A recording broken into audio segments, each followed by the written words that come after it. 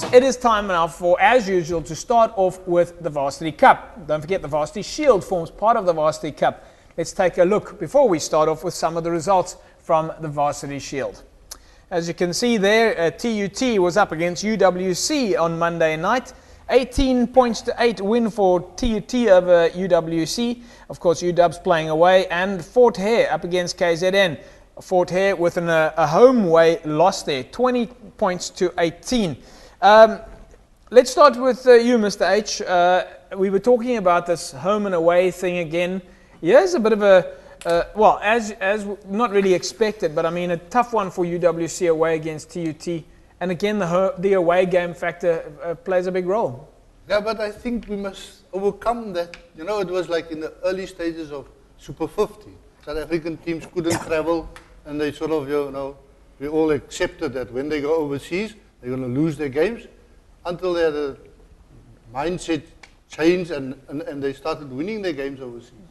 Now, the UWC and the others, they must fall in line with that kind of thinking, you know, and say, but we need to win one or two of those away games. You can't just accept that you're going to lose the games. Labib, let's go to you. I mean, you've done quite a lot of traveling with teams. You know what the environment is like, and we've discussed this with you know, the likes of UWC. The importance of creating the same kind of environment at home and then traveling with that environment, so you take the field away. How do the players do it? It comes down to, I think, to the planning as well. From a management perspective, you need to decide how your players respond to traveling. Some teams prefer to travel closer to the game, others earlier. So the management need to see how their teams deal with those issues. One issue that sometimes happens when players travel is that if you spend too much time at the hotel, they get bored. Morgan can bear me out with that. I don't know what that's supposed to mean for Morgan. Like, what does he do? What do they do in tour when they get bored? Like the coaches and the management, they need to make sure obviously that there's a captain's run. There's actually players have activities to do. Make sure that the eating time is proper, so that they can get at peak at the right time of the day. Yeah. Obviously, with different teams, they have different budgets, even, you know, in terms of when they travel, etc. So all you need to do is to get the proper balance and know what works for your team and create the environment so that your players is in the proper space. You talk about the environment like that. Morgs, I mean, I've been involved with the Stormers for a long time in Western Province Rugby, and I think even when you were playing for Stormers Western Province, some of the things that the guys were doing is that they would make, for example, they would set the changing room up in the same way at home, and that they would be away then, and the team manager would do little tricks to make sure that the players have that same feeling. Yeah, look, James, it's very difficult to simulate exactly what happens at home, purely because the guys are sleeping in their own beds at night and all these kinds of things. But I mean, with regard to the Western Province and the Stormers, they definitely do try and simulate as much as close to as possible what happens back home. So the changing room will be the same way. I mean, the players will, you know, the non-playing squad will go down to the team and will put every little player that he wants, if he's got his recovery drink for after the game, and if he's got his half-time shake that he wants to take at half-time, each player will have those powders in their bottles ready for them next to their boots, so that when they arrive at the changing room, it's sort of, you know, as closely simulated as what they get at Newlands. Does that then help you, like, get your mental picture right, Labib?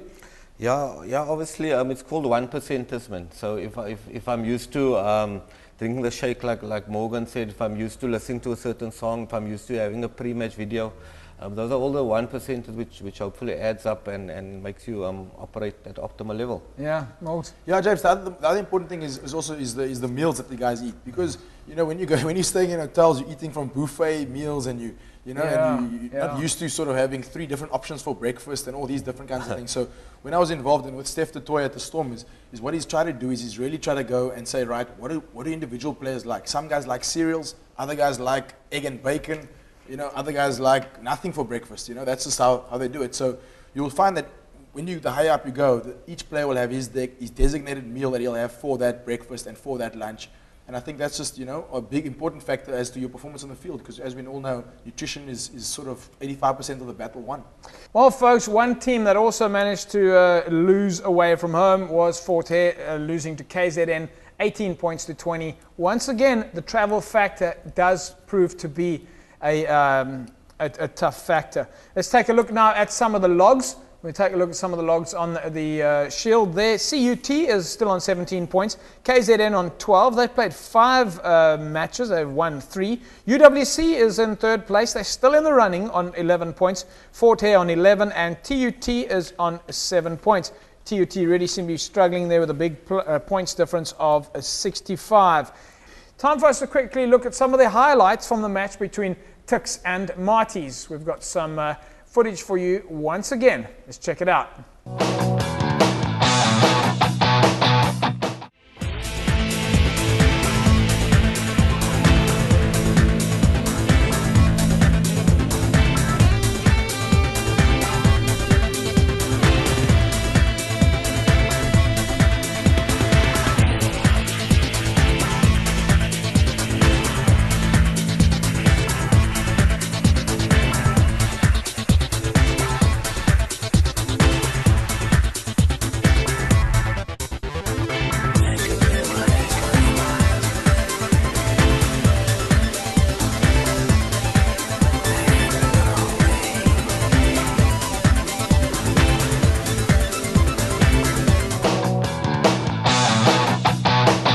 There you go, Varsity Cup. Of course, Tuks against Marty, some fantastic footage there.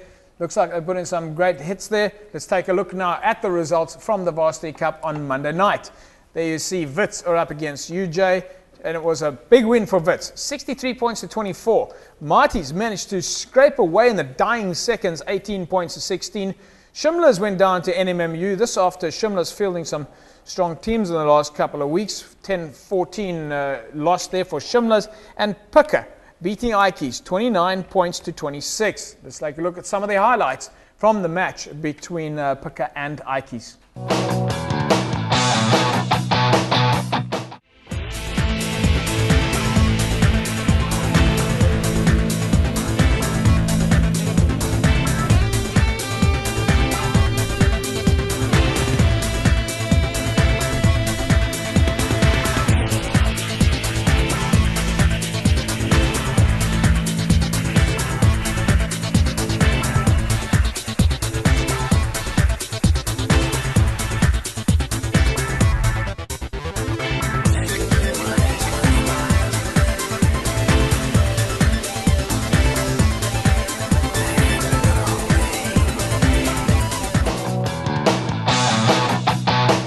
Fantastic footage there. Right, of course, just for folks, it was UJ with a victory over Wits, 63 points to 24. Labib, big win there for UJ over Wits. Would you have expected such a big numbers? Obviously, UJ, the team that's on form at the moment. Yeah. I mean, they've proved it in the whole competition, going close against Marties and obviously winning the other game. So that result was expected, possibly not the score, but after watching the game, Wits never gave up for 1 minute. They actually played all the time. They had also more opportunities. I think, obviously from UJ's side, they've got some experienced players, an experienced coach in Hugo van As. The captain, Justin Wheeler, is the most capped Varsity Cup player ever. He's played Super Rugby as well. So they never had things their own way all the time. They had to work for their points. They actually had to work to prevent Wits from scoring points. And Wits was chasing that bonus point try. They only managed to score 3 tries. So the game was exciting from the first minute till the last. The ref, Rasta Rashivanga, I think the game went into like 82 minutes. Yeah. I mean, I think he even forgot that the hooter went off because it was such an exciting game. But I mean, a good result then for UJ, an away win. Very, very good result. Because they're second on the log at the moment, chasing Marties. Yeah, both teams are in Joburg, so... I suppose for them it's not such a big... It's not like flying. There's no travelling involved. You're probably driving to the field. Good point. Absolutely a good point, yeah. Marties, it was very close for them. Mr. H, you watched the game. Marties, I mean, it went down to the dying seconds. I don't know, Marties just doesn't seem to be coming away with those big victories. It's either a question of Marties not so strong this year, or the other teams are getting much better. Yeah, and for the second week in a row, they had to play with 14 men at one stage. They'll have to watch their discipline. The yellow card that they got also led to a penalty try. Right. So, one needs to look at those things. But again, the Marties, it's the first time since 2008 that they win there. So it was a fantastic victory for them, and you could see afterwards, they were overjoyed. Yeah. But I think maybe they also, didn't think that they will win that one. And of course, for them it was an away win. I mean, they did have to do a bit of travelling. Yeah, and again, Reniel Hugo, he played number 8 instead of his normal lock position. He was absolutely fantastic. The opponents, they like to drive from, lineouts close to the sky. Yeah. He stole the ball on 2 occasions right on his own try line, which was fantastic, and they couldn't do the things that they wanted to do. So yeah, he's somebody that they must look at. Morgs, I saw you last night tweeting about Reniel Hugo saying something about his composure on the field. Maybe you want to fill us in. Yeah, look, it's not something I'd repeat on TV, but it's a little saying that the guys had last year, that everyone must just chill out, that they've got this. And it was a saying that Stellenbosch had, and Reniel was the one that came up with it. So I think he's clearly using it at the moment in the Varsity Cup. Labib, how important is it for a captain at that time of the game to calm the team down when it's in the dying minutes? Very important. Using Reniel Hugo as an example, he's obviously played this. It was actually Province versus Bulls. Okay, so he's played those players, and I watched the one lineup which he stole from the line, and I heard the call. I won't even go into the detail of it, and I knew Reniel was going to take it, because the last time we spoke last year, he said he's got the lineouts figured out. Yeah. And he proved once again that he's a quality player. And just the one thing I want to mention is, the Varsity Cup rules, the penalties is worth 2 points, which promotes people rather to go for touch, which is what Tuks did. And it's on 2 occasions, Tuks was leading. I mean, the score was still 16-all, and they had opportunity to go. That was the last 20 minutes, and they opted for touch. If they had taken those 2 penalties, the score could have been 28. So the actual decision didn't go their way this time. Tuks. Another player though that has got provincial experience in the family. I think his father played. Neil Hugo played for Western Province. Neil Hugo played Springboks as well in the 80s. Yeah, Mr. H, you know about that. I think he played in your day. And he was a gentleman.